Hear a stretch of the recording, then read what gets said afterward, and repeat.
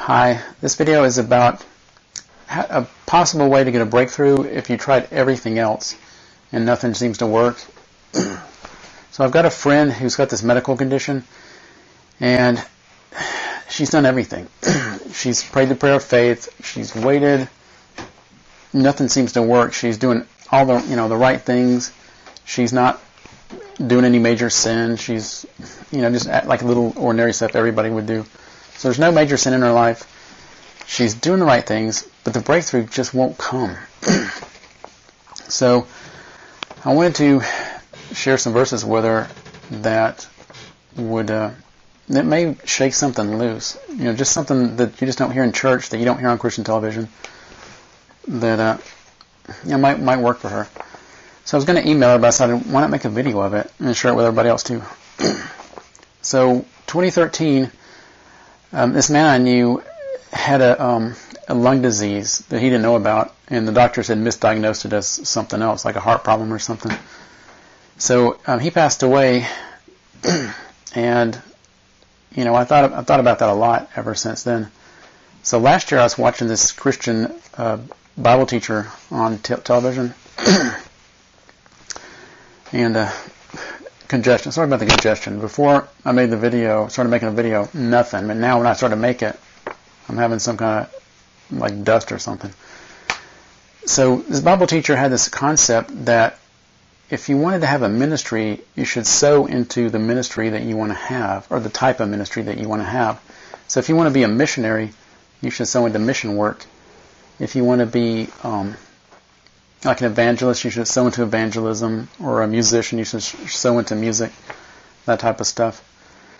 So I never heard it, and he didn't really have a verse for that, and I never heard that before. I mean, I've heard of, like you can do volunteer work or whatever to help somebody who has the same problem you have, and then that will like shake loose your some kind of solution for your problem.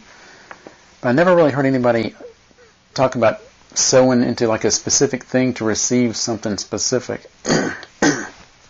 So I thought about that a lot, and it was on my mind a lot. So a few months ago, I got one of those things in the mail. You know how people want money from you all the time? Like if you give money to anybody, then they'll sell your address, and it's just like whoosh. There's a whole flock of them. Well, I've got my set things I give to, so I usually just toss those in the mail. But this one was about some kind of lung, not really a clinic, but a medical facility that deals with lung problems.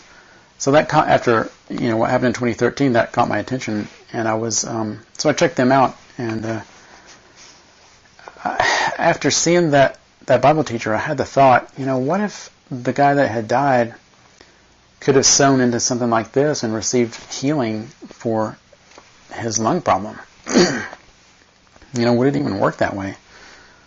Could you even do that, But I thought about that, and it's like, maybe that could work. Maybe, maybe that's something that is that biblical, though. You really do that. Because the guy with the Bible teacher didn't really have a scripture to stand on except the generic sowing and reaping kind of thing, which is biblical, of course. You can find a lot of verses for that, but so I wasn't sure about that, but I thought about that too. So I think maybe that could work. I got some Bible verses to prove it, or to at least indicate that it should work in principle anyway. I can't guarantee it'll work, but it should work. So one of the objections I fear somebody's going to write in a comment is you can't bribe God. You can't buy him off with money. Yeah, everybody knows that.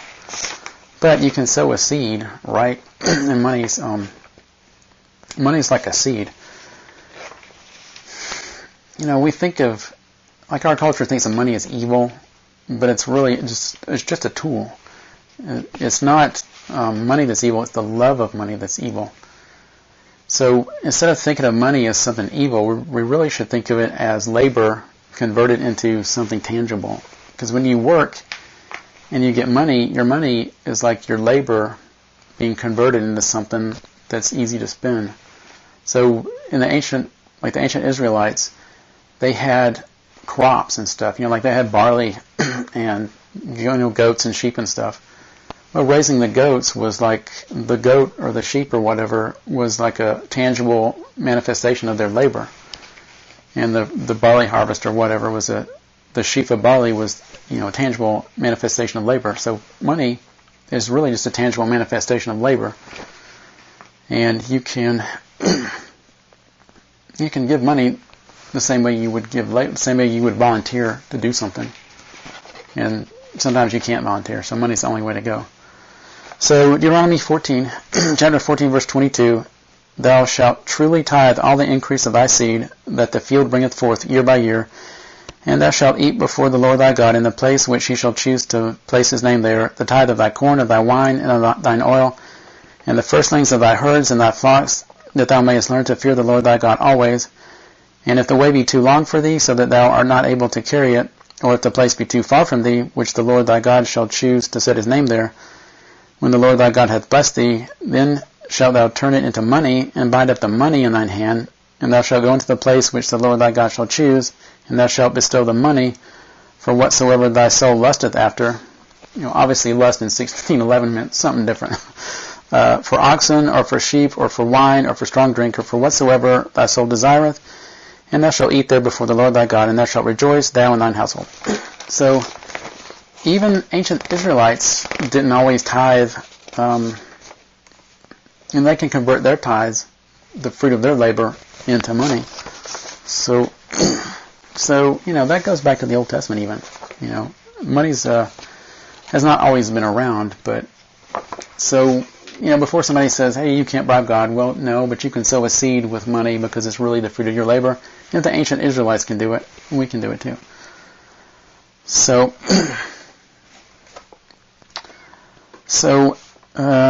Galatians chapter 6, verse 7, be not deceived, God is not mocked, for whatsoever a man soweth, that shall he also reap. Have you ever heard this verse in a positive way? I mean, seriously, have you ever heard anybody say anything good about this? Everything I've ever heard about this, it's like pastors see the word mock, and they just go negative immediately. It's like, God's just waiting for you to mess up so he can chase you down the hallway with a fly swatter or something, But 2 verses below this, and let us not be weary in well-doing, for in due season we shall reap if we faint not. Well, I've never persevered to get a spanking. I don't persevere for that. So I'm always going to faint on that. It's like, well, catch me next time, So these verses are only 2 verses apart. So if that second one is positive, what if we could look at this first one as a positive verse? Don't be deceived, God is not mocked. Let's pretend for a minute that our Bible says God is love, and the devil only comes to steal, kill, and destroy. So how could we read this verse in assuming that, if that's true? And let's read this verse in a positive way. Be not deceived, God is not mocked by the devil. Whatsoever good that a man soweth, that shall he reap. God is not mocked by the devil. That's positive.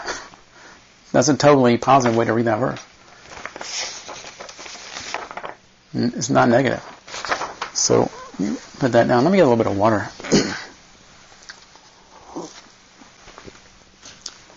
And faint not, but you got to hang in there and faint not. Sometimes it's a process. Unfortunately, and process is really quite bad. It can be really bad, very, very negative. I might talk more about that in a minute. So that verse talks about sowing, planting your seed and getting a harvest back out of it.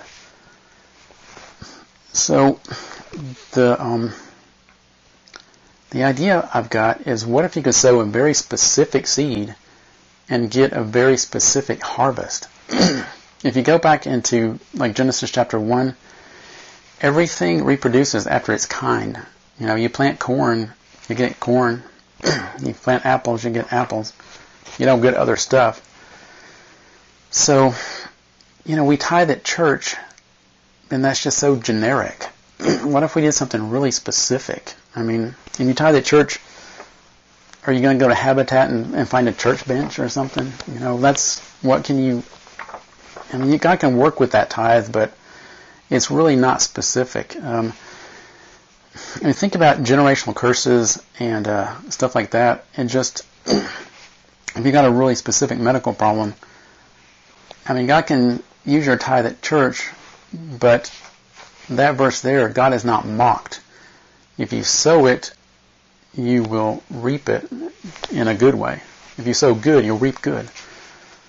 So, if you think about that, like the man with the lung problem, what if he could have sown a specific seed that would reproduce after its kind? Not just some generic tithe at church, but some kind of, something really specific, something specific, targeted, and focused. It's worth a shot. If you've tried everything else, why not try that? That's totally worth a shot. I think that would work. So that's the main idea, is that why not try to find some kind of organization or whatever. It doesn't have to be a health problem. It could be anything, marriage problem. So into a marriage counseling ministry, and maybe it would have a breakthrough on a marriage problem, marriage that has problems. So this is have another scripture here, Mark 4, verse 26. And he said, "So is the kingdom of God, as if a man should cast seed into the ground, and should sleep and rise night and day, and the seed should spring up, he knoweth not how. For the earth bringeth forth fruit of herself, first the blade, then the ear, after that the full corn in the ear. But when the fruit is brought forth, immediately he putteth in the sickle, because the harvest is come." So, when you sow a seed, when you plant something, it doesn't come up the next day. It might be a process. Well, it always is a process. There's no might. It always is a process. So, if you could identify some, organization or whatever that specifically heals people that have your problem, or ministers to people with your problem, or in some way provides aid specifically for the exact need that you have, and sow that seed into that, you might get a really fast miracle, or you might get, it has to grow up, and then boom. But when it's grown, verse 29 here, when the fruit is brought forth, immediately he putteth in the sickle, because the harvest is come. So you might get a process, but the harvest is immediate. It may not look immediate, but once it's there, pow, it's there. And process, oh man, it stinks. I want to say it just stinks. Religion always says that, religion says we get 3 answers from God: yes, no, and wait. And I had a deacon tell me one time that waiting requires the greatest faith of all. I believed him at the time, but I'm going to tell you right now, I think process requires the greatest faith of all. Because not only do you have to wait, you're suffering while you're waiting, and you're doing all the stuff required to forward your process. So I think process is the worst answer you can get, but at least you've got an answer. It's better than no, and it's better than, I don't know what. It's not better than wait. I was going to say it's better than wait, but that's not true. It's worse. It's like Mother Teresa caning an orphan. That's process. To me, it's that bad. It's just because she can't handle it anymore. She's just like, come here, Haji, and get the cane. I'm not going to take your sass anymore. Something like that's process to me. It's like, it's the worst. But it's better than nothing. It's better than no. So, even if you sow a seed, a very specific seed, it might require a process, unfortunately. But if you've tried everything else, you're doing the right things, and just nothing's working, why not try sowing a seed into something specific? So that's what I have just started trying to do. That lung thing happened like not soon before the holidays, so I had holiday spending, and then I had to go to the dentist, and that cost a fortune because I have no dental insurance. Because one of my problems is money, right? But now I'm thinking of this again. I'm thinking of my friend who's got that medical condition, and she gets a remission on it. The symptoms will die down or go away or whatever, but it just keeps coming back. So I've been thinking about her lately and praying for her, because it seems like she should have had the breakthrough. It really does. So sometimes the devil, it's just like he can block something really specific. It's like you could get an answer to something else like nothing, but he blocks something specific. So, I forgot this earlier, but God is not mocked. When you sow that seed, it should reproduce after its kind. And if God is not mocked, then whatever the devil is blocking, whatever excuse or reason he has to block it, should be nullified by that God is not mocked. He's not going to let the devil mock him or his word or his seed, the seed you plant. That's what I think. And that's the way I read it, based on Genesis, and there's the whole principle of planting and harvesting and all. So that might be just really focusing the seed might be a way to get that specific healing and that specific answer that the devil just can't block. So what I've started to do is I've identified some of my main problems that I need breakthroughs for myself, because I'm in the same boat. Different problems, but same boat. I need breakthroughs too. So I've started going through, like, where can I sow a seed? I'm not talking about a lot of money, because I don't have a lot of money. I'm talking like $18 or something. Just something small. That seeds are small. So like the widow that gave the 2 mites is worth more than all those $1,000 faith seeds the other guys were throwing in. So I have a video planned about the faith seed guys. Those $1,000 faith seed guys. I don't know when I'll get it done, but I got one planned. So, before I distracted myself. What was I saying? Anyway, the seed is really small. Okay, I got distracted there. The seed is small, but I've been trying to put it where it would do. I'm trying to just laser focus, not like something generally addresses one of my problems, but something really specific. And that I'm finding out that it's kind of hard to do that. Just everything is business. They don't take donations. You know what I mean? So I'm having a hard time, at least online, finding ministries or organizations that will target my needs and accept donations. So that's something to think about. Is laser focus, something really laser. But I did find one that it's just that's all they do. So it's like, yeah, good job. So I got that one. I got that seed sown, and I've sown a couple more that they address the same thing, but they have these little side things they do too. So it's not as laser focused as I'd like, but their main focus is that. Anyway, that's kind of what I'm doing. So I'm going to try this and see what happens too, because I need answers and breakthroughs. Anyway, so that's I think that's everything. So I don't make videos all the time, so doing my best here. I know I kind of rambled here, and I kind of I'm just not YouTube. I've made YouTube videos like years ago, but nothing lately.